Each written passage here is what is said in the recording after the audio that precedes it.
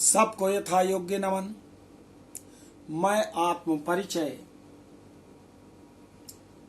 472 भाग लेकर आपके सम्मुख उपस्थित हुआ हूँ। माता के द्वारा ब्रह्म विद्या का ज्ञान प्रदान किया जाता है हिमालय राज को और महारानी मैना को।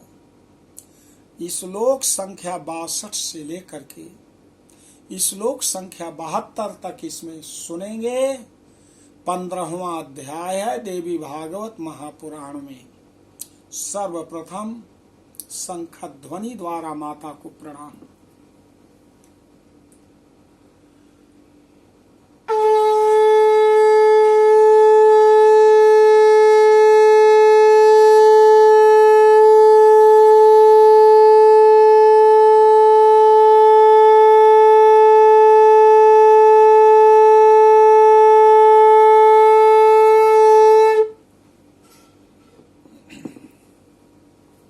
श्री महादेव उवाच पूजा यज्ञादिकं कुर्याद् यथा विधि विधानतः श्रुति स्मृति उदितैः सम्यक् सोवर्णाश्रम वर्णितैः सर्वयज्ञ तपोदानैर्नाम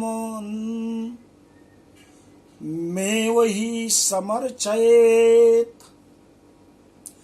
ज्ञानात् संजायते मुक्तिर्भक्तिर्ज्ञानस्य कारणम् धर्मात् संजायते भक्तिर्धर्मो यज्ञादिको मतः तस्मान् मुमुक्षुर्धर्मार्थम् अमेदम् रूपम् आश्रयेत्। सर्वाकाराः मेवैका सच्चिदानन्द विग्रहा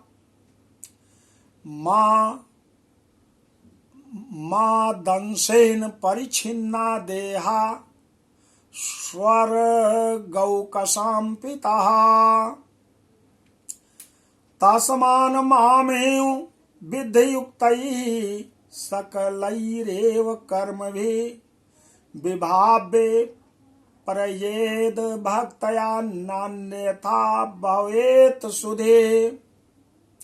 एवं वियुक्त कर्माणि कृत्वा निर्मल मानसा आत्मज्ञान समुद्युक्तो मुमुक्षु सततं भवेत्।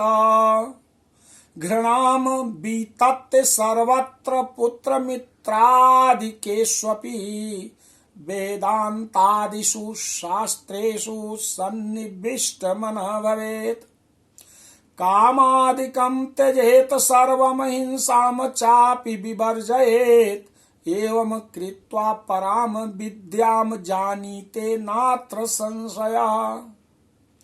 यदैव आत्मा महाराज प्रत्यक्षमनुभूयते तदैव जायते मुक्ति सत्यं सत्यं ब्रवीमि ते। किन्त्वेतद्दुर्लभं तात मद्भक्ति विमुखात्मनाम् तस्माद् भक्ति पराकार्या मयि यत्नान् मुमुक्षवे। त्वमप्येवं महाराज मयोक्तं कुरु सर्वदा संसार दुःखैरखिलैर्बाध्यसे न कदाचन।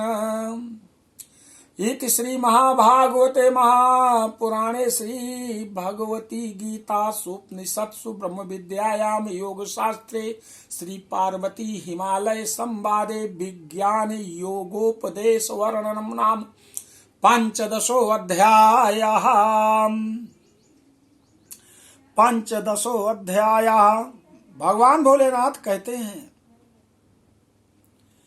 कि मां बता रही है हिमालय राज को जो भक्त श्रुति तथा स्मृति में बताए गए अपने वर्णाश्रम धर्म के अनुसार विधि विधान से मेरी पूजा और यज्ञ आदि संपन्न करता है वह मेरा परम भक्त है।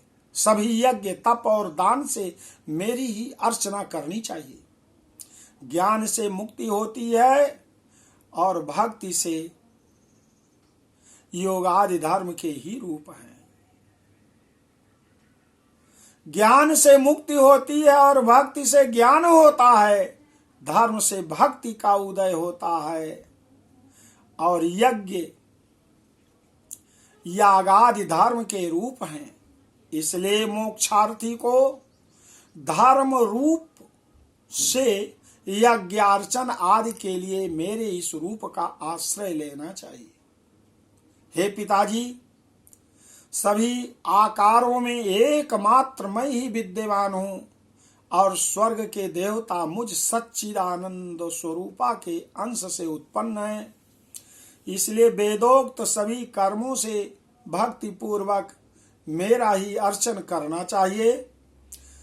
बुद्धिमान व्यक्ति को अन्य कोई विचार नहीं करना चाहिए। इस प्रकार अनासक्त भाव से कर्मों को संपन्न करके विशुद्ध अंतःकरण वाले मोक्षार्थी साधक को आत्मज्ञान की प्राप्ति में निरंतर प्रयत्नशील होना चाहिए। पुत्र मित्रादि से संबंधों में अनासक्त होकर वेदांतादि शास्त्रों के अभ्यास में दत्त चित्त रहना चाहिए। ऐसे साधक को काम क्रोधादि विकारों तथा सभी प्रकार की हिंसा का पूर्ण रूप से त्याग करना चाहिए। ऐसा करने से उसे निसंदेह पराविद्या का ज्ञान प्राप्त हो जाता है। महाराज, जब इस आत्मा की प्रत्यक्षानुभूति होती है उसी क्षण मुक्ति भी हो जाती है।